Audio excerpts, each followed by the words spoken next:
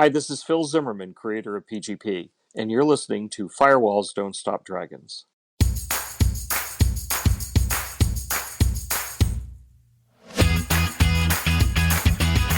Hello, everybody. Welcome back to Firewalls Don't Stop Dragons. I'm your host, Kerry Parker, and this is episode 214 for April 5th, 2021. And as you have probably surmised from the tagline, we will be interviewing Phil Zimmerman today. Though in the future will be spreading those around and not necessarily using the same person I'm interviewing with at the beginning of every interview. But anyway, so today that is actually true. So Phil Zimmerman is of PGP, or Pretty Good Privacy, fame. And I don't want to get into the whole history here, but it was quite the history. Back in the 90s, basically, when the web was really just starting to take off and the need for, secure communications was becoming evident to protect your banking data or whatever communications you were sending from prying eyes. The U.S. government didn't want really good cryptography getting into hands of, honestly, anybody, certainly anybody outside the United States, because they wanted the crypto to be weak enough for them to crack. So that, honestly, a whole lot has not changed. They're still trying to do the same things today. But so back in the day, Phil Zimmerman, who was an anti-nuclear weapon activist and a free speech proponent, created this really cool software routine or program called Pretty Good Privacy. And let me tell you that is an extremely humble name.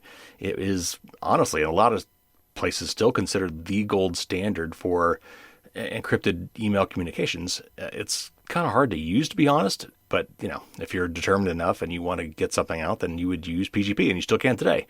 But back in the 90s, the U.S. government tried to prevent any strong cryptographic software or tools from being exported. They actually classified it as a munition to bring it under some sort of weapon export law or regulation to try to keep a lid on this. And, of course, that was never going to work. It's just math. And so anyway, back in the day, Phil Zimmerman actually came in with some run-ins, but with the U.S. government, and I think came away unscathed, other than, I'm sure, being scared half to death for several years. But it's an amazing story, and just that whole era. It's called the Crypto Wars, or that was part of the Crypto Wars.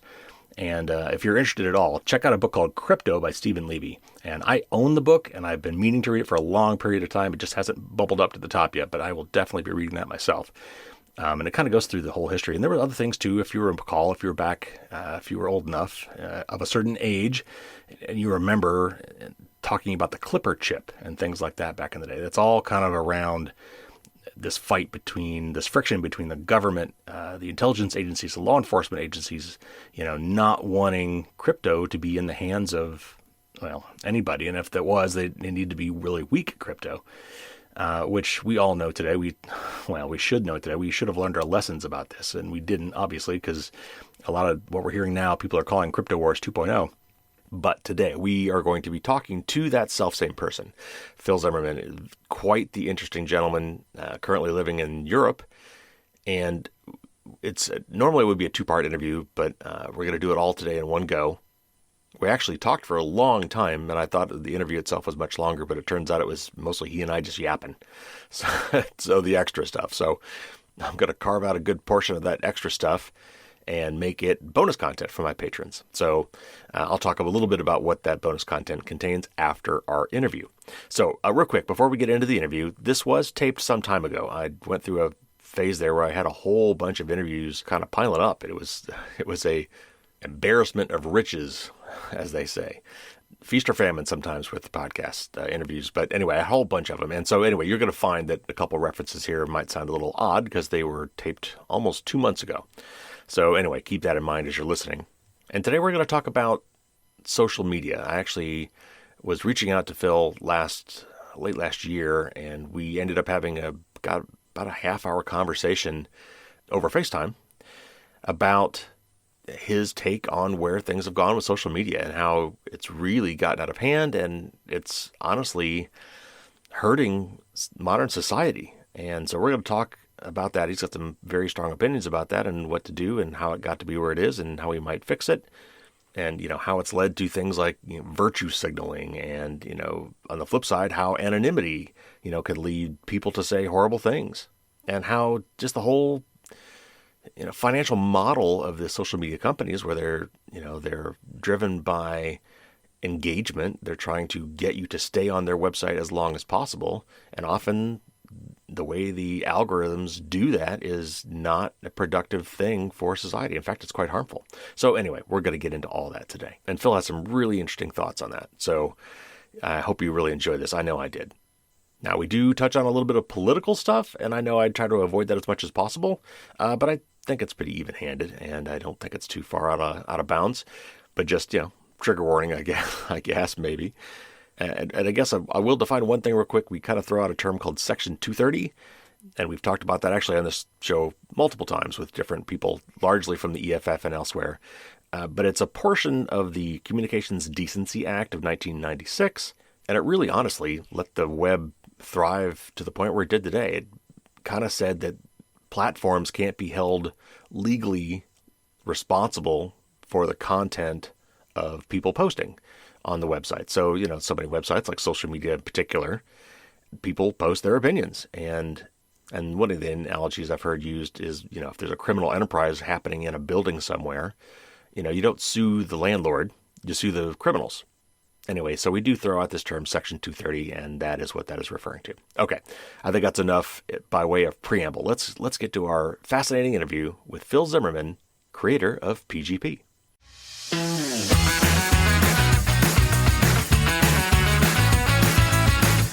Phil Zimmerman is the creator of Pretty Good Privacy, or PGP. PGP is still widely regarded as a gold standard for secure email communications, and caused quite a bit of controversy when it was introduced in the early 1990s. Phil went on to form Silent Circle and win several prestigious awards, including the U.S. Privacy Champion, and was inducted into the Cybersecurity Hall of Fame. Welcome back to the show, Phil. Glad to be here. So it's been a couple of years since we last talked, we last had an interview, so catch us up a little bit. What have you been up to in that time? Well, waiting for the opportunity to venture outside of my apartment. Oh, true. Yeah. So where are you physically located? You're not in the U.S. You're in Europe. Where are you? That's right. I'm in the Netherlands, in The Hague. And how have things been there? How have things been there with COVID? Well, it's Europe is going through its last bad time because there's now vaccine deployment going on. Mm-hmm. I think I'm scheduled to get something later this month. Oh, great. So I'm old enough to qualify. Has it been as bad there? I mean, is it in the U.S.? I'm not sure if you know how to compare if you haven't been here, but I mean, things around here are pretty bad. Yeah. We're watching with horror from across the pond. We see things happening in the U.S. with. I mean, it's appalling. It's more like a developing country. Yeah. Well, we got the vaccines rolling out too. I'm in a later phase. I'll be lucky to have mine by May or June, but I will be there with bells on when my time comes up. All right, so you and I had a discussion a couple months ago. We're talking about kind of the sad state of the internet, and in particular, the negative influence of social media has had on society, and it seemed to be a particularly hot issue for you. And so I thought that'd be a great thing for you and I to bring you back and talk about. So, social media, was supposed to be, when Facebook first came out, and it was supposed to be this kind of something that brought us all together, it allowed us to keep in touch and find and get in touch with old friends and things like that. And, I think for some period of time, it kind of worked, but then things somewhere took a turn. In your view, like when and how did things change? Where did we go wrong? Well, I think that having a business model that optimizes for engagement is the dominant reason here. I mean, it's a business model that monetizes customer behavior. I'm not user behavior. The customers are advertisers. Right. So this is bad because, they're trying to keep you engaged all the time. And nothing drives engagement as much as outrage. And so they try to keep you on all the time angry. And that's tearing society apart. It's not that they want to tear society apart. They don't. They're not trying to tear society apart. It's just that their advertising revenue model benefits from people being on all the time, obsessively clicking on confirmation bias news stories Right. and getting more and more angry. And so this results in a society tearing itself apart. The engineers who developed these algorithms didn't realize at the beginning, when they first started developing the algorithms, they didn't know where it would lead. Mm. They were just trying to make money. Yeah, I mean, today we would call it doom scrolling, especially during COVID. It's watching a train wreck. It's all, Yeah. pick all your metaphors. I mean, the worst effects that we see are, you could regard them as emergent behavior, emergent properties.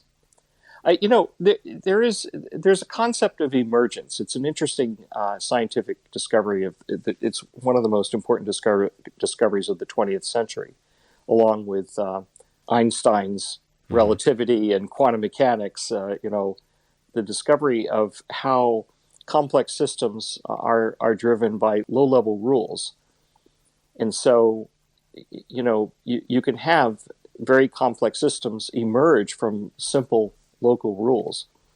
And so the idea of just getting people to stay on and click on things, that's a kind of a low-level thing, but it results in high-level behaviors that are immensely destructive, leading to genocidal events in Burma, and people becoming hyperpolarized in the United States. And we have to do something about this. There's a documentary film called The Social Dilemma. Mm-hmm. Yeah, I've recommended it many times. Yeah, it goes into this in some detail, and I would recommend it to anyone.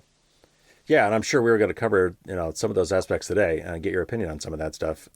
One of the things that I think kind of one of the fundamental changes that came about was the timeline. Like the Facebook and Twitter used to, in the early days, it was just kind of linear. You followed certain people, and then you would just get a linear chronological list of things that they posted. The people you followed, and then when these algorithms started kicking in, it started tweaking that. It started favoring certain things over others, and I think that was one of the particular engineering, feature changes that led to some of this effect we're talking about. Yeah. It is these algorithms that are just driving things in absolutely crazy directions. We have to do something about it. We have to stop it. We have to change the algorithms. We have to change the business model. We have to intervene here. Well, one of the other things that I think that became so popular and that people wanted so much were things like the like button or the pin it button. These little tags that showed up on all sorts of web pages. Not just obviously not just Facebook. This allowed them to get their kind of claws into everything, right? And these little buttons that were on the pages did so much more. I mean, even if you didn't click them, they were used to track you. But it was also kind of developed this whole psychological need for approval, where people, how many likes did you get? How many people follow me? And I think that has to fall into this somehow too, don't you think? Well, yeah, it drives people to seek these likes, but it also drives the likers into signaling, sort of virtue signaling. They hit the like button so that everyone else can see them hit the like button. And this happens on both the left and the right. Sure, yeah. People behave differently when they think they're being observed by their peers. On the right, there was a lot of public criticism in the Republican Party against Liz Cheney because she voted for impeachment in the House and calls for her removal. But when a secret vote was taken, then 2/3 of them voted to keep her in place. And the big difference is that it was a secret ballot, and so that means that virtue signaling wasn't there. Right. Everybody was expressing their opinion privately, and so virtue signaling gets people to pile on and go along with the mob, and we see this on the left also. The cancel culture. Oh, sure. Where people will criticize somebody like J.K. Rowling or somebody who does something that everybody wants to condemn so that everyone else can see them condemning it. Right. So, this happens all the time on social media. So I think that we need to devise algorithms that try to disarm this virtue signaling behavior. We ought to have like buttons that nobody can see us press the like buttons, except the person who made the original posting. You can let them know whether you like their article or not, but no one else can see you do it. Yeah, that's interesting. And then maybe that person could decide if they want to reveal to the world how many people liked their article or how many disliked it. But if they do the reveal, they would do the reveal where it would just reveal the numbers and not the identities. Yeah, that's an interesting point. So that brings up another aspect of this, and kind of the opposite of that is what do you feel about anonymity or maybe pseudonymity on the net? How has that contributed to this? The ability for somebody to, it goes both ways. I think based on what you're saying, the virtue signaling part is where you want to be known for saying or doing something, but the flip side is when you can hide behind a pseudonym. Yeah, you can say or do whatever you want as well. And how do you think that plays into all of this? Well, anonymity quite often will bring out the worst in people. If they think that no one will ever identify them, they're more likely to engage in reprehensible behavior. They will say the most uncivil things that they would never say if they were speaking in public. If nobody knows who you are, you can say blood-curdling, harsh criticisms that if you were standing in a public forum and facing the person that you were criticizing, in the physical world, you would never say those things. And yet, I think that to your point, though, about the virtue signaling, that there's a countervailing thing. And I think when you're in the echo chamber, when you're surrounded by people who are getting the same materials you are because of these algorithms, I think just look what happened with January 6th and some of the things around that. There were people proudly posting things under their name. Yeah. Well, I think that's people find themselves in the old days. Conspiracy theories didn't get very far because if you believe some outlandish conspiracy theory, you would look around to the physical neighborhood you live in, the house next to you and the house across the street and the family living down the block. None of those people believe in that conspiracy theory. And so you're less likely to talk about, this conspiracy theory. And so it has a normalizing effect on you to be surrounded by normal people that don't buy into this conspiracy theory. But if you go on the net and you go into some forum where everybody there buys into the conspiracy theory, then you're getting lots of positive reinforcement. And everybody agrees with you. And so you let it all hang out. And then you start thinking, well, this is the normal, everybody thinks this way. Because I'm looking around, everybody around me thinks this way, so therefore the whole world does. Right. And this is how QAnon accelerates, is that these people who believe in QAnon, which is just unbelievable nonsense, they find themselves in an environment where everyone else agrees with them. Yeah. And in fact, they can even extend that because these social networks can even allow them to organize events in the real world where they all go collectively to demonstrate their beliefs. And then they really are surrounded in the physical world by people who agree with them because the social network made that easier to organize. So there's a positive feedback loop. And when I say positive feedback, I don't mean that in a positive way. Right. I know what you mean. Positive feedback loop is a very bad thing to happen in a lot of physical systems. And that's what's happening here. So it's a self-reinforcing to be surrounded by people that you would never meet those people in real life before the internet.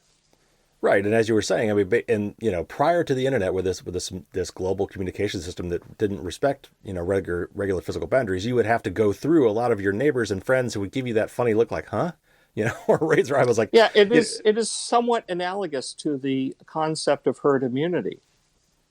I mean, the people who live near you in your neighborhood, physically near you, they have a certain kind of immunity to these conspiracy theories because they have common sense, Right. They're not idiots. and so if you try to spread your conspiracy theory, it's probably not going to get very far because people around you were vaccinated by their parents and by their school, by their education. They were vaccinated against these nutcase theories, and so they're immune, and they wouldn't spread it to the neighbor beyond them and the neighbor beyond them. It wouldn't get anywhere. So it's kind of herd immunity. But you go on the internet, and you're surrounded by people whose immune systems are completely open to this conspiracy theory. They have not been vaccinated. They for some reason, which I don't quite understand, they are susceptible to these conspiracy theories. And it spreads rapidly through those environments. Right, and to be clear, we're talking about QAnon. There's several of these, flat Earth. There's you talk about anti-vax. There's an infinite many supply of of these conspiracy all theories. across the spectrum in terms of and they're all wrong. I mean, everyone I've ever heard of is wrong. I was giving a talk a couple years ago, and I got up in front of the audience, and I think it was an audience of Bitcoin enthusiasts, and I made the remark that all conspiracy theories are wrong.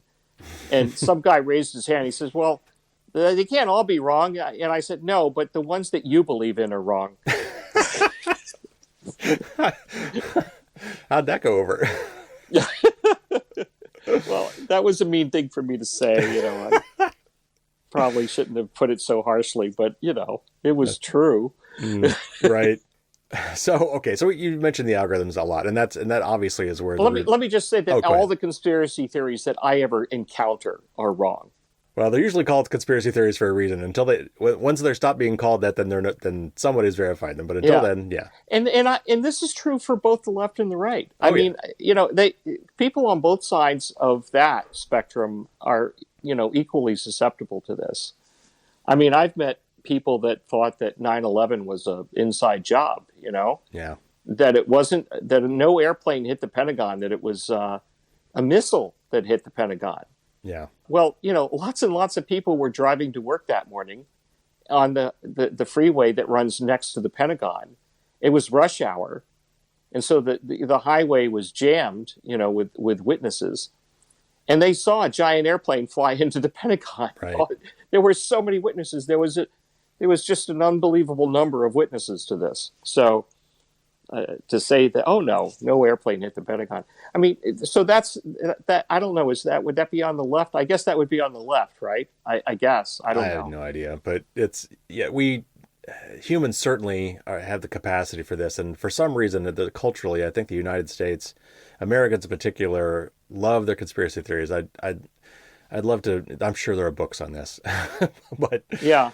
Sociological things, there's some phenomenon. So anyway, it just seems to equally affect the left and the right. Yeah. All right. So again, you talked about you've talked about these algorithms, and obviously that is at the root of much of this. But here's the thing. So these companies, Facebook, Google, TikTok, Twitter, all these companies that have that have managed to really nail this engagement algorithm thing. I mean, they're private companies in a capitalist society, and they have this fiduciary responsibility to their shareholders to maximize profit and bump their share price. So all these things that they're doing, and they've done well, and they've optimized like crazy. But they're inflicting absolutely horrific harm on society. Sure. And like I said, that when they first developed the algorithms, it wasn't very obvious from the start that it would come to this. Oh right, yeah. These things developed over time, and it just got worse and worse. Now they are fully aware that what they're doing is harmful to society. That is true. But when they started, they weren't. So I'm not even going to complain about them starting down this path. I'll give them that, Mm-hmm. But now that they have seen where it leads, they have to find a way to stop doing it. That the harm vastly outweighs the benefits. Now, of course, the benefits are to them, right, and their investors. Well, and that's where I was going with this. So, because they're private companies, all these algorithms are proprietary. Therefore they're opaque. So, let's say, there's two ways this could. Well, multiple ways. Well, I don't need to know the details of the algorithms. I mean, just broadly, the revenue model itself, it optimizes, it monetizes user behavior. And so in order to monetize user behavior. You have to microscopically observe the users and observe everything about them, everything that they look at. That you have to build a model of them, a predictive model, so that you can predict how they'll react to things and what they'll click on and how long they'll stay on and all this. So you build a model of them, and then you manipulate that model, and thereby manipulate them, and that's how you make money. And so, I mean, I don't need to know the details of the algorithms.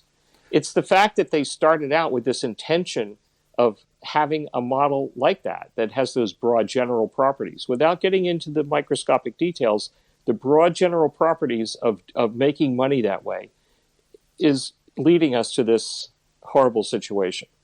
Right, but so given the fact that they have an ad-based model, and so to make the most money they have to maximize engagement without regulation, without some third party, they're not going to do this on their own. It's become We're going to have obvious. to come up with some way. We have to start regulating it because if we do nothing, I mean, look, there's lots of industries that just try to make money, but it harms society. I mean, the tobacco industry fell under regulation. We don't allow the cocaine cartels to sell everything. Although that could be argued that it would be better to make it legal so that they wouldn't make as much money. Right. Then you could buy the stuff in a pharmacy, right, and then treat it as an addiction that is treatable. But the point is that we look at things that are harmful to society, and if they are sufficiently harmful, then we finally draw the line and say we can't let this go any further because it's going to destroy democracy. It's an existential threat. I mean, I've had fantasies. If I had a time machine, what would I do? I mean, one reason why time travel stories are so popular is because so many people think of, well, if only we had a time machine, we could go back fix it, and fix it. Yeah, I mean, I'm not sure what would be necessary to fix this. Yeah, I don't either. know if you could just stop Mark Zuckerberg from making Facebook. That might not do it because somebody else will come up with something. But maybe you'd have to go even further back. Maybe it would be worth not having the internet at all. I mean, I don't know if I go that far. Yeah, but I know that I'm probably going to get crucified in the social media for saying that. But I don't think I would go back and stop the internet. But just the fact that would be a topic of conversation illustrates the gravity of the situation we find ourselves in. Right. So my point is this from a practical standpoint. So I think what you said originally was true, and that is that given that, and we could talk about the ad-based internet as a separate topic, and we can come back to that. But from assuming that nobody likes to pay for these things, and therefore the way you make money is you monetize through ads, and then the way you get better ads is through data, and then the way you get better data is these algorithms. If we take all that for granted and say that we do want to regulate this, how do you regulate these algorithms without knowing what the algorithms are and having some law around what these algorithms can be? Well, I don't know exactly what the solution should be. I mean, I don't know if all kinds of advertising would be bad. I mean, if you had users declare what topics they would be interested in seeing ads for, then that means you could advertise to them without studying their behavior. The fact that we study their behavior, I think, carries it a major step further. Mm-hmm. That's where things get really harmful. But a static declaration saying, well, I'd like to see some ads for bicycles, or I'd like to see some ads for vacations or something. I'm thinking of going to go to Europe this summer. Let me see some ads for travel to Europe, hotels in Europe, tour packages. Just declare that you want to see some ads for these things. Then that becomes targeted advertising, which means it's more effective advertising than billboards on the highway. So you can get ad revenue. But if instead of a static declaration, you study every little nuanced movement or click or thought that crosses their mind, and instead of building a highly detailed model of them that you study and update with observations of their microscopic behaviors, that's where things really get harmful. Well, and here's the other part of this that I because of these systems and these algorithms that are now in place, even with what you propose, now we still do have systems that allow for these algorithmic influence campaigns, and these have been abused by Russia and others, Yeah, Cambridge Analytica. that's right. Cambridge Analytica played an important role in Brexit, Absolutely. and of course in the election of Donald Trump. Absolutely. And it was a whistleblower from Cambridge Analytica that revealed all this to journalists. Right. And my point is that even if we kind of went for that ad model, we still have these algorithms in place, and that would not address this particular aspect. Well, no, what I'm suggesting is that you eliminate the study of people's behaviors, so that you don't keep a record of their behavior. And then therefore don't have any use for these algorithms that would optimize engagement. I'm saying that we'd be better off if we didn't have these algorithms. Part of the algorithms is to collect observations of every little behavior that the user exhibits, and to feed that into a model, and the algorithms operate on the model. I'm not saying that we have to totally eliminate ad revenue. As I said earlier, if you simply declare which kinds of ad topics you'd like to see, that would still allow targeted advertising. It just wouldn't be as effective as the targeting that's based on high resolution models that can predict the behavior of the user. Well, and as I've said many times, I think that if we just level the playing field again by saying you can't, let's just say you can't do that, just regulate that away, then all of a sudden we're back to where we were, 15, 20 years ago when all ads were contextual. If I'm on Google, I'm searching on bikes, then it might show me an ad for a bike. If I'm a housewife reading, Good Housekeeping, I don't want to be sexist and say that men don't read Good Housekeeping, but if they would place their ads based on the demographics of the advertising medium as opposed to the details about the particular buyer of the magazine.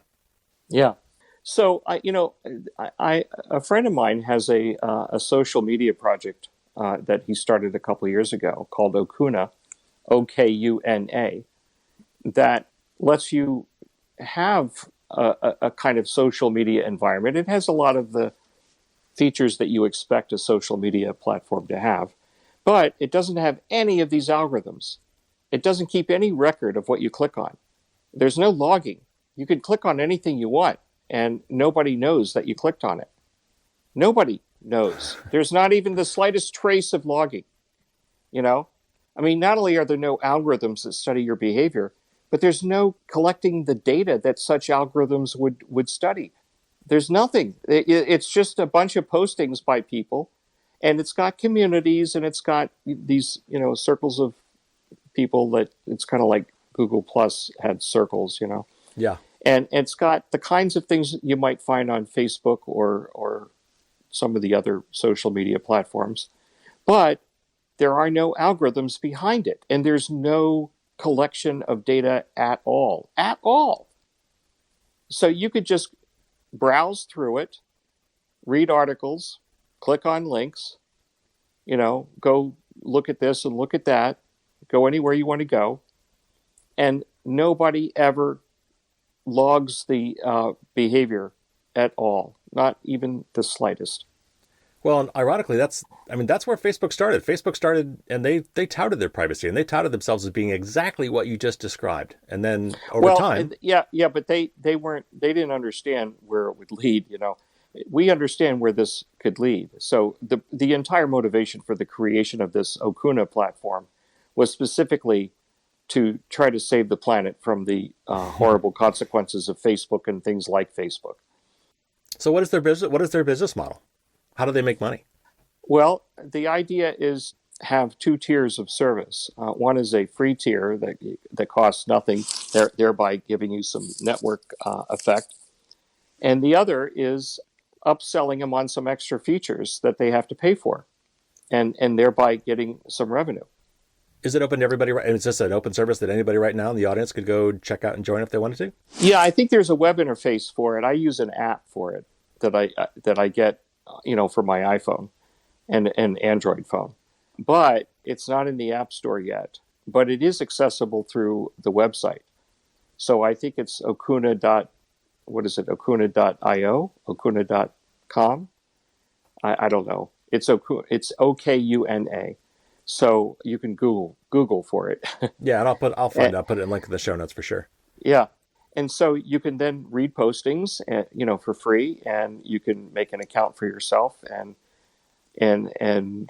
I think that it's just free right now. But they also have a Patreon and a GoFundMe kind of thing. Sure. It's severely underfunded at the moment, but we're working on that. I say we because I'm a kind of a friend of the project, but I would very much like to see the project succeed. As would I, and there are others, and I'm sure they're all different in their own way, and I'll certainly check out Okuna. But We did a little bit of a survey of other alternatives, yeah, and what'd you find? they all have their problems. Well, there's some of them are infested with far right extremists, and some are just bad architecture, and there's all kinds of reasons why various alternatives are not working very well. But of the ones that are out there, this one's the most normal. It has a normal population of users, no extremists as far as we can tell, and it has a fairly normal set of features that you would expect. Not quite as advanced as Facebook, but it's only been around for a couple of years. And what do you think controls the population? I mean, so I love obviously I love the idea, and I'm dying for some sort of a privacy centric alternative to Facebook. But what do you believe? I mean, why do certain groups of people gravitate to one and versus another? What's to prevent that happening with this service or any other service? Because when Facebook started clamping down or Twitter started clamping down, a lot of these people, for again, I don't want to pick on any particular group because we're non-political here, but whenever they find that they need to find a new outlet, they'll find a new platform. And who's to say that next one wouldn't be Okuna? How do you structure your business to prevent that? Well, so far we've kind of relied on. There's a little bit of an immune system from just the other members of the community. It has a small population. It's just a few thousand users right now, but that's because we haven't gone the rest of the way and put it in the App Store. And the reason why we haven't done that is because we're afraid that people are going to upload horrible things, and we don't have the staff to filter it. We have to sort of crowdsource the filtering. Well, it's funny you bring that up because both Facebook and Twitter have rolled out new systems for that. I don't know if you've seen this or not. Facebook's got some sort of a council that they're farming some of these decisions off to, and Twitter has this thing called Birdwatcher, I think. Yeah. That just came out, and they're trying to, I think, do similar things where they're trying to create, crowdsource type groups to help moderate. They all face the same problems. I mean, well, at least the ones that want to avoid the extreme content, they all face the problem of, how do you filter that? Because it's, whatever mechanism you come up with to filter it, it has to scale along with the size of the content. There's 2 billion users on Facebook. So whatever you put in to filter it has got to handle the traffic of 2 billion users. So I don't know if you've noticed or if you've seen this new proposal from Tim Berners-Lee about Solid. And I think this might be an interesting way to look at some of this stuff where your data is not portable. Because part of the problem with these things is everybody goes to Facebook and Twitter because that's where everybody is. Yeah, I'd like to say something about that. Sure. Once you start letting data go places and you try to encapsulate it with various protections, it's a little bit like digital rights management. DRM schemes have not done well because at some point you have to render the data so that people can see it. Mm-hmm. And when you do that, it can be captured. And so you can't really control your data with what amounts to a DRM scheme. People are just going to get it and then they're going to keep it. And they're not going to keep it in the same kind of regulatory framework that you wrote in your software. You might write in your software things that, you need these permissions to open it or something, or get the keys to decrypt it. But, once it's out, it's out. And also the concept of distributing the storage doesn't really solve the problem very much. It's not a problem of concentration of storage. I mean, I think I saw a scheme, I don't know, a couple of years ago where somebody proposed that they had this distributed scheme where they used maybe it was distributed hash tables or something like GNU Tela had many years ago. And they said that it'll let you control your own data, and that they have predicted that Facebook will accept this because it will relieve Facebook of the terrible, terrible burden of having to purchase disk drives, which are so expensive.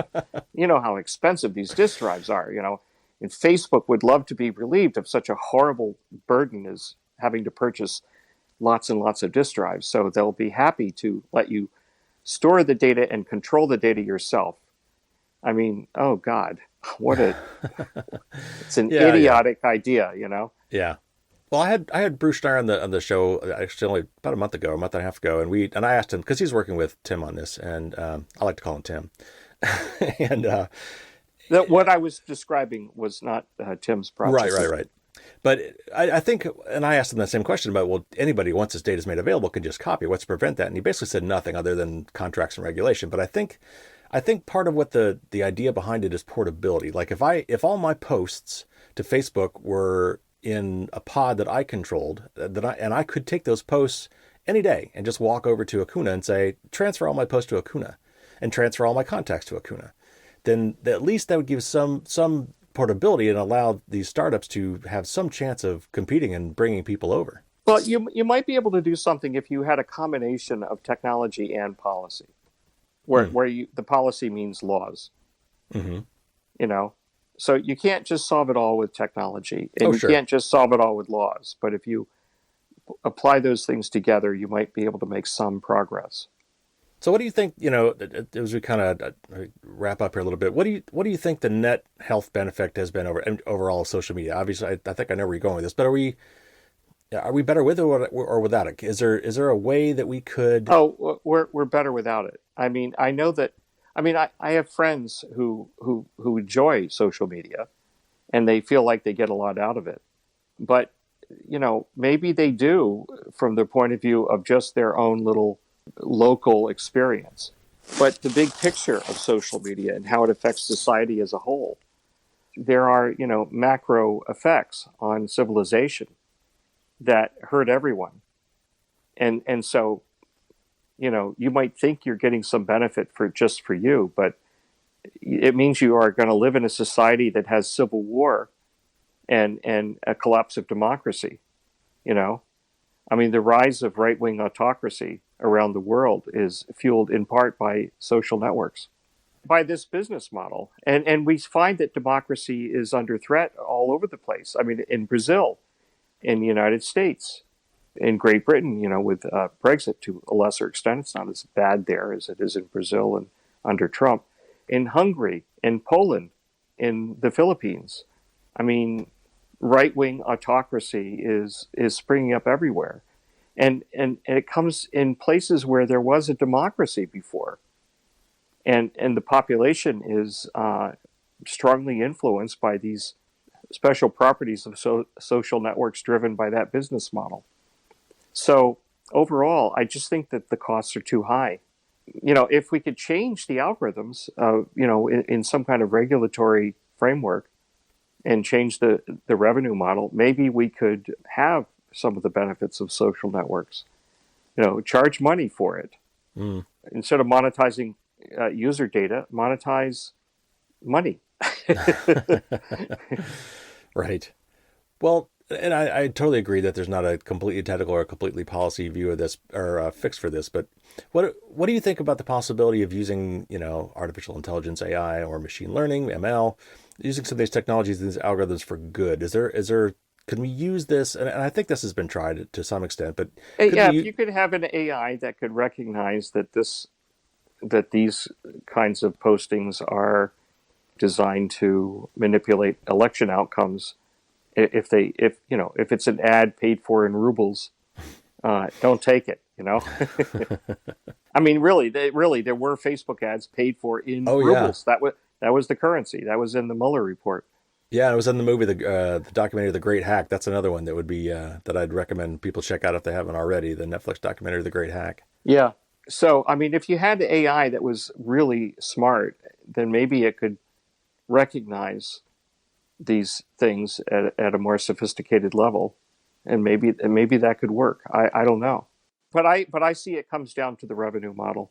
It's a revenue model that generally produces these kinds of results, and you could try to block it or tweak it, and it still leads back to this. I don't know. I mean, you could do some tweaks. I haven't studied the details of these revisions to Section 230. Yeah. But instead of just outright overturning the whole law, it tries to tweak it in certain areas. And I haven't studied those yet, so I can't really comment on it yet. But the fact that somebody is sitting down to look carefully at what kinds of tweaks would be of benefit, that's kind of encouraging. But we need these kinds of tweaks to the revenue model. We have to. We're not going to try to stop them from making money, but if they make money this way, I mean, we have the right as a society to say, no, you can't do that to society. The effects are too devastating. Yeah, I agree. By the way, I want, just as another element of how devastating it can be, is, I mean, part of it is just massive lies. I mean, I think it was Mark Twain that said, a lie can get halfway around the world by the time the truth gets its pants on. Right. And look at the lie of the election. It's tearing apart American society.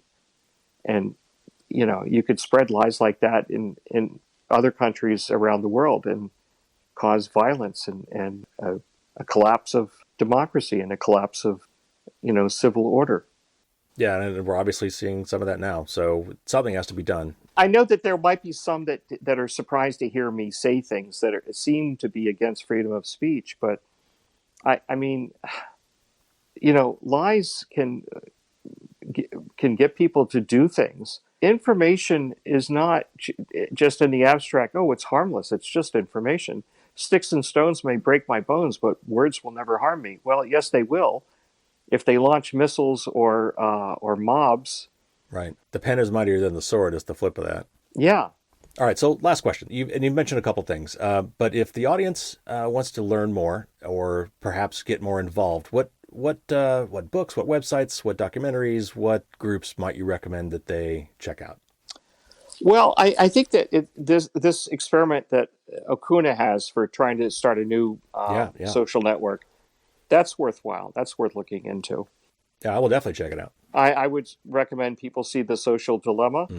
I think that there is a crisis of democracy we've been going through in the past 4 years in the U.S., but Europe's going through it too.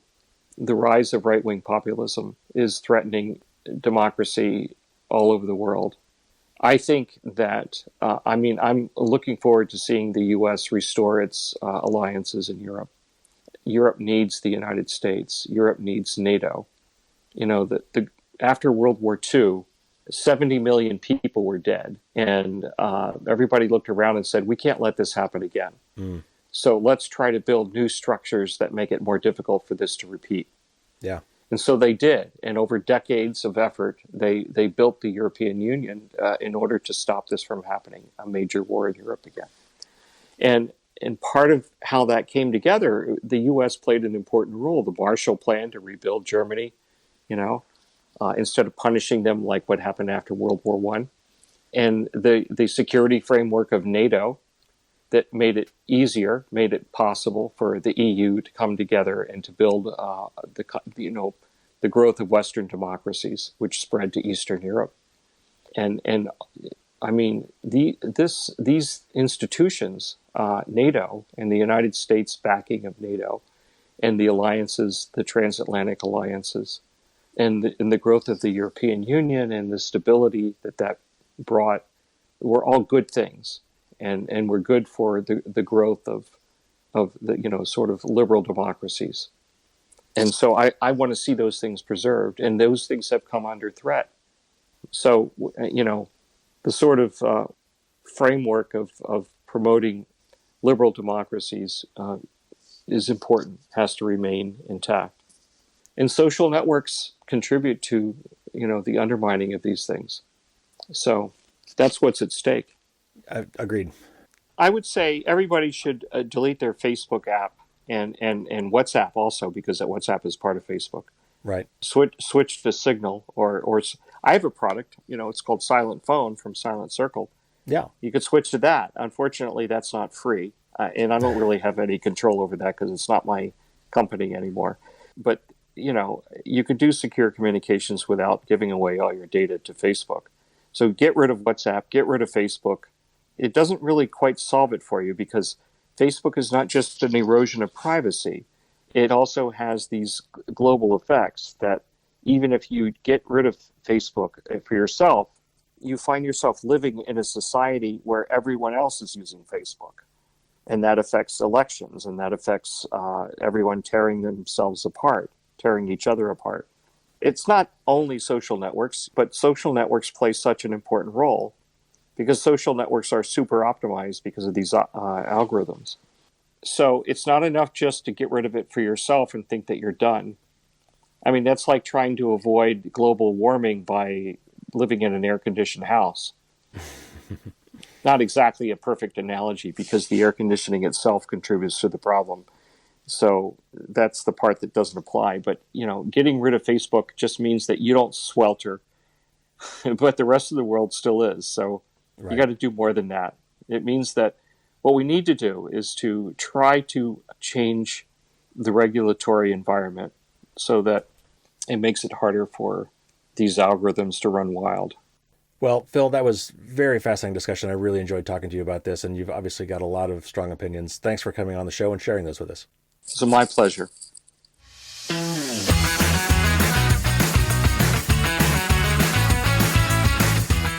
I really enjoyed that talk with Phil, and I hope you enjoyed listening to it as much as I did interviewing him. He's always got a really interesting take on things, and he's seen a lot of things in his time and brings a great perspective to all these things. Now, he talked about this Okuna project, and I was going to put a link in the show notes, and as I looked into it, it looks like they've just very recently, like literally as of the very end of March, taken a new direction. And it sounds like they were kind of soul searching for a few months. They were having some trouble getting funding, and now it is starting to emerge as a whole new thing. And their new thing is called Somus. I guess they said it's from the Latin sumus, which means we are.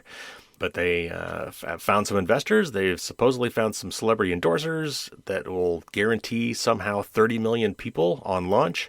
And right now they're just taking names. So if you want to give them your email address and you want to stay in touch with what that project is doing, I certainly just did. I'll be very interested to see how that turns out, and maybe you will too. But I'll put a link on the show notes to both of those, the little story about what happened with Okuna and the link to Somus. So, bonus content. Phil and I got off on a couple other tangents, and some of them a little more political, where he calls out a lot more specific things. And I thought that would actually probably be better done as a little bit of a private bonus content for the patrons.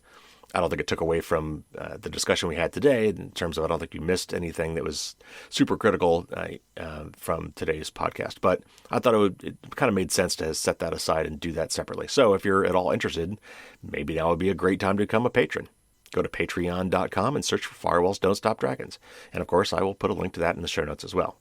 And one other little bonus content from Phil is, as we were talking and just kind of off air, and he asked me, why does your podcast have such a funny name? So I explained that to him, and we talk about that a little bit too. All right, so we did everything here in one go, which means that we will have a news show again next week, and there's plenty to talk about. In fact, as I was recording this today, I ran across an article. Apparently 500 million Facebook users' information was leaked online somehow. So I'll be looking into that, and I'll have the full story next week. Also, next week, there's going to be an interview posted from Tim Cook, the CEO of Apple, about these upcoming privacy changes and all the pushback that they have received, particularly from advertising companies like Facebook, about how the mere act of giving users an obvious, clear choice of whether they want to be tracked has caused such a furor. So, I'm sure I will read that and have something to say about that as well. And plenty of other things. One thing I will mention really quick is make sure that you update all of your iOS devices, your iPads and your iPhones. There was a nasty security bug that was found recently that was being actively exploited. So make sure that you are up to date on all of your iOS devices. After the news show, I've got another really interesting interview, kind of a different one than we've normally done. And this is talking to somebody from the Electronic Frontier Foundation, but it's about cell site simulators. You may have heard it kind of generically referred to as a stingray, which is kind of like calling tissues Kleenex. Stingray was actually a brand name, but it was so popular that it's kind of been used to generically refer to all of these cell site simulators. But we're going to talk about how they work, how they're being used.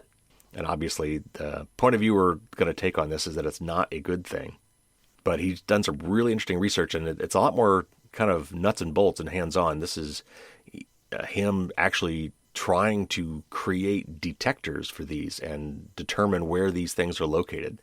And along the way, he came up with some really interesting info about how they work and how we might, as a society, at least be able to detect when these things are used and maybe avoid them. So anyway, fascinating interview. That'll be coming up after the news show. And of course, lots of other interviews in the hopper. Great stuff on the way. So if you haven't already, be sure to subscribe. I actually went to look and go see if there's any new reviews. I didn't see any more reviews on the book, but I couldn't get to the review page on the podcast. I'm not sure what's going on with that. I need to call Apple, call up Apple and see what's going on, but there's something wrong with the podcast page. The podcast itself is still feeding fine. Everybody's getting the podcast, but if you try to go to the iTunes web page for the podcast, it tries to redirect you to the podcast app, and there's something wrong there. Anyway, so I'll be looking into that. So that'll wrap us up for this week. Thanks again for tuning in. Again, stay tuned for some really cool stuff coming from Patreon. I'm going to have a big marketing push when I get this super secret project done and in my hot little hands. We got some merchandise coming. I just commissioned a logo for the business. I kind of had the branding kind of wrapped around the dragon image as the background image for the book. But now I actually have a real for real logo that I commissioned from an artist. And that was what I needed so I could start offering merch, swag. So anyway, lots of great stuff coming. Stay tuned for more information about that. So that's going to do it. Hopefully all of you are getting your vaccinations, pretty much open to just about everybody now, or coming close on that. So make sure you get out there. Make sure you help other people to do it as well. And just in general, as always, stay safe. And until next week, don't get caught with your drawbridge down.